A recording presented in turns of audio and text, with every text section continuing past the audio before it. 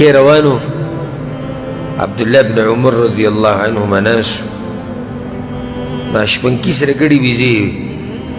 عبدالله بن عمر ورته ووي یو ته موږ له راکړه امتحان یې پرې کوه هسې دا هغه مؤمنان دي چې د الله دا نوم ورته معلوم دی الحسیب عبدالله بن عمر ورته ووي یو ګډه مال راکړه یو بیزه ترې راکړه هغوی نه نه جي دا خو د مالک دي وی جي دا خو د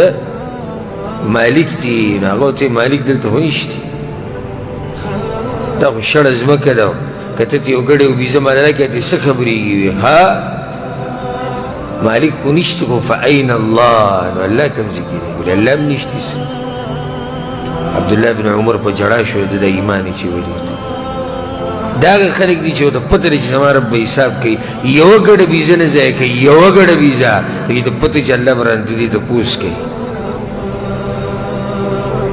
دلته ټولو ته دا نصیحت کوو دا کوم خلک چې پردي مزدوران دي او یا ورسره د چا ګاډی او یا چا دوکان او یا کوري ورید ساته د الله یو نوم الحسیب دی دې به سره حساب کوي اجي د سعودیانو مال دی خورې که تا ته به سلار معلوم وي د قیامت په ورځ الله له دغې جواب ورکوي بیا خو صحیح ده دا د کمپنۍ ګاډی دی پرېږدوی او دا جي دا کور دا پردی کور دی بعض وایي که نه پردي کور څوک دومره خیال خو نه کوي وایي که نه وایي ته یې ولیدې چې ته په کور کې لګیا دي چې سیټینګ کې برابروي نو دا بعض وایي پرېږده مړه پردی کور دی یعنی پردی کور یې څه ورسره کوي نه احساس پکار دی نه الله به دې هر څه تپوس کوي زما نه الحسیب دی هغه دا زما سره امانت دی دا ګاډی دا کور دا کاروبار دا ما سره هغه سړي امانت پرېښودي دي او دا درته م ووایم د دې خپل سا او روح به م حفاظت کوي د دې خپل بدن به م حفاظت کوي دا د چا امانت دي د الله امانت دي دا بدن په هغه څه کې استعمال نه کړي هغه چا چې درکړی د چا چې امانت دي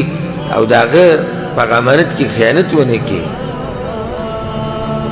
دا بدن دا به د رب په بندګۍ کې استعمالوي دا سا چې کومه په تا کې ده هم د الله د طرف نه وختي طور پردی سا ده دا بدن هم الله درکړی نو په پردي بدن او په پردی سا باندې دا انسان داسې ټوپونه وایي ته وایي چې بس کده هم دقه دی یو ورځ بیا داسې مړ پروت دي چې هغه غټ انسان هغه غټې خبرې ته به حیران شي چې ده وی په دنیا کې څه اوسي دې حالاتو ته نو دې نوم یوه فایده ده بله فایده دې نوم دا ده تا ته پته چې ستا رب تا سره حساب کوي نو ته به د ځان سره حساب شروع کړي محاسبة النفس په دې باندې زما یو بیان د هغه لازم پیدا کوي واورئ د خپل ځان سره حساب